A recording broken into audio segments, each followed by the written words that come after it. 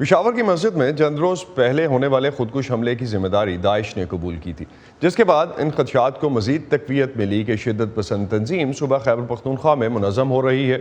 پشاور خودکش حملے میں 60 سے زائد افراد ہلاک اور درجنوں زخمی ہوئے تھے۔ گزشتہ ہفتے داعش نے بلوچستان کے علاقے سبی میں سڑک کنارے ایک دھماکے کی ذمہ داری بھی قبول کی، جس میں 5 سیکیورٹی اہلکار ہلاک ہو گئے تھے۔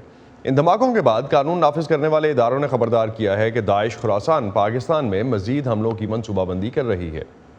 اس وقت ہمارے ساتھ موجود ہیں بروکنگ انسٹیٹیوٹ سے ڈاکٹر مدیہ افضل، ان سے اس حوالے سے مزید بات کرتے ہیں۔ ڈاکٹر مدیہ، جو سچویشن اس وقت بنتی ہوئی نظر آتی ہے، کیا دہشت گردی کے جو خطرہ تھا اس سے دنیا کی توجہ ہٹ گئی ہے یوکرین تنازع کی وجہ سے؟ جی، جو دہشت گرد تنظیمیں ہیں، جو ٹیررسٹ گروپس ہیں، ان کا ڈیفینیٹلی اٹینشن کم ہو گئی ہے یوکرین رشیا کے ایشو سے۔ U S withdrawal from Afghanistan کے بعد سے ایشو کم ہو گیا ہے، اٹینشن کم ہو گئی ہے۔ اس میں جو پاکستان میں اب اٹیک زیادہ ہو رہے ہیں، اس کی ڈائریکٹ کوریلیشن جو ہے وہ آپ Taliban take over, U S withdrawal from Afghanistan کے بعد سے آپ دیکھ سکتے ہیں۔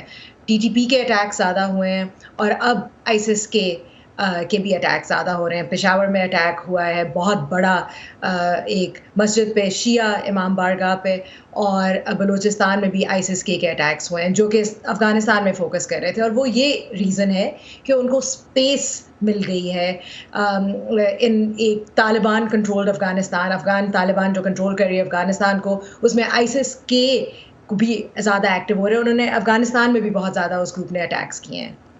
تو اوورال اگر ہم دیکھ رہے ہیں جس طرح سے، ایک تو سلسلہ یہ بنتا ہمیں نظر آتا ہے کہ ایک اٹیکس جو ہیں اس سائڈ پہ بڑھ رہے ہیں، لیکن ایک دنیا کی توجہ شاید کم ہوئی ہے، اور خاص طور پہ یوکرین کے معاملے میں اگر ہم بات کرتے ہیں تو پاکستان، بھارت، بنگلہ دیش، جو بھی ریجنل پلیئرز ہیں، ان کی طرف سے اس تنازع میں تقریباً غیر جانبدار اپروچ اپنائی گئی ہے۔ پاکستان سے باہر بھی کئی لوگوں کا کہنا ہے کہ اگر اس وقت روس کے خلاف آواز نہیں اٹھائی جاتی تو اس کا مطلب تو یہ ہے کہ مائٹ از رائٹ ہے، اور کوئی بھی جا کے کسی بھی چھوٹے ملک کو ہڑپ کر سکتا ہے، کوئی بھی بڑا ملک۔ آپ کی کیا رائے ہے اس پہ؟ Pakistan, India, as you said, Bangladesh, South Asia at large other than Nepal کی اپروچ ایک رہی ہے، ابسٹین کیا یو این جنرل اسمبلی میں ووٹ سے آن یہ رشیا کو کنڈیم کرنا فار اٹس انویژن۔ تو ظاہر ہے ایک اپروچ کافی نان الائنڈ رہی ہے۔ جو دنیا کی اٹینشن ہے، ظاہر ہے آپ کہہ رہے ہیں جیسے لینے کے لیے بھی کچھ دینا بھی پڑتا ہے، سو ایک non aligned approach, Pakistan is sort of standing back at this point. Pakistan جن چیزوں پہ اٹینشن چاہتا ہے، فار انسٹنس ٹیررزم، اس پہ بھی اٹینشن کم مل رہی ہے۔ بٹ میں ایک اتنی کلیئر لائن نہیں ڈرا کروں گی کہ پاکستان نے اس طرح کی اپروچ لی اور پاکستان کو کم اٹینشن مل رہی ہے۔ ان جنرل ابھی دنیا کی ساری اٹینشن جو ہے وہ یوکرین میں فوکسڈ ہے، اور اسی لیے اور ایشوز انکلوڈنگ افغانستان میں جو ہیومینیٹیرین کرائسس ہے، انکلوڈنگ اور مڈل ایسٹ میں ایشوز ہو رہے ہیں، افریقہ میں ایشوز ہو رہے ہیں، وہ ان پہ فوکس بہت کم ہو گیا ہے۔ ہم سمجھتے تھے بائیڈن ایڈمنسٹریشن جب آئے گی تو مڈل ایسٹ پہ فوکس کم ہوگا اور ایشیا پہ فوکس ہوگا، انڈو پیسفک پہ بائیڈن ایڈمنسٹریشن کا فوکس ہونا تھا۔ لیکن یہ جو رشیا اور یوکرین والی چیز ہوئی ہے، رشیا کی انویژن آف یوکرین، اس سے سارا focus Europe, NATO, Ukraine, Russia پہ ہو گیا ہے، and that hurts the rest of the world, because جو پاکستان کو اٹینشن چاہیے، جو افغانستان کو ابھی اٹینشن چاہیے، وہ ڈیفینیٹلی کم مل رہی ہے۔ تو اسی کانٹیکس میں اگر ہم دیکھتے ہیں، پاکستان میں بھی آئی ایس ایس کے حملے جو ہیں وہ بڑے، افغانستان میں بھی طالبان کی جب سے واپسی ہوئی ہے اس کے بعد سے ہم یہ ڈیل کر رہے ہیں۔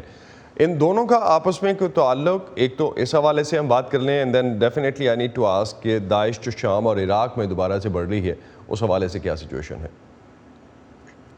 Absolutely. So as I said, at the beginning, جو افغانستان میں طالبان ٹیک اوور ہوا ہے اگست 15 کو، اس سے ہم اینالسٹس بہت دیر سے وارن کر رہے تھے کہ 2 ایفیکٹ ہوں گے پاکستان پہ۔ ایک ایفیکٹ یہ ہے کہ ٹیررسٹ گروپس ایٹ لارج کو اسپیس زیادہ مل جائے گی، بیکاز طالبان کنٹرولڈ افغانستان میں وہ کاؤنٹر کم ہوں گے۔ اس میں ٹی ٹی پی، تحریک طالبان پاکستان بھی ہے، اس میں آئیسس کے بھی ہے۔ ایک بہت امپورٹنٹ فیکٹر یہ ہے کہ ٹی ٹی پی اور افغان طالبان ایلائز ہیں، تو ان کو اس لیے اسپیس زیادہ مل رہی ہے۔ جو آئیسس کے اور افغان طالبان ہیں وہ اینیمیز ہیں، جو ISIS کے ہے وہ بنا ہی افغان طالبان اور TTP کے ڈیفیکٹڈ ممبرز سے ہے. لیکن افغان طالبان میں اتنی ایک وہ اسٹرینتھ نہیں ہے ٹو کاؤنٹر ISIS کے، جیسے کہ جب US ٹروپس تھے یا افغان ایئر فورس اسٹرانگ تھی جو پچھلی گورنمنٹ کی، وہ کاؤنٹر کر سکتی تھی.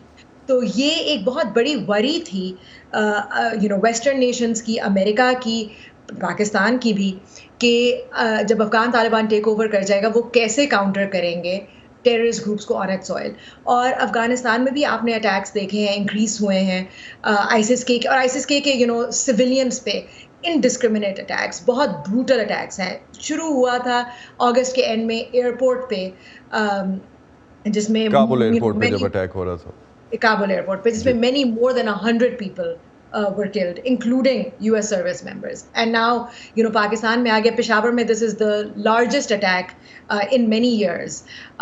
And پاکستان میں obviously سندھ میں ہوا تھا سیون شریف پہ اٹیک ISIS کے کا a few years ago. لیکن یہ ایک ریٹرن آف ٹیررزم ایک almost predictable چیز تھی with the rise of the Afghan Taliban, and we're seeing that play out. بہت بہت شکریہ ڈاکٹر مدیحہ افضل ہم سے بات کرنے کا.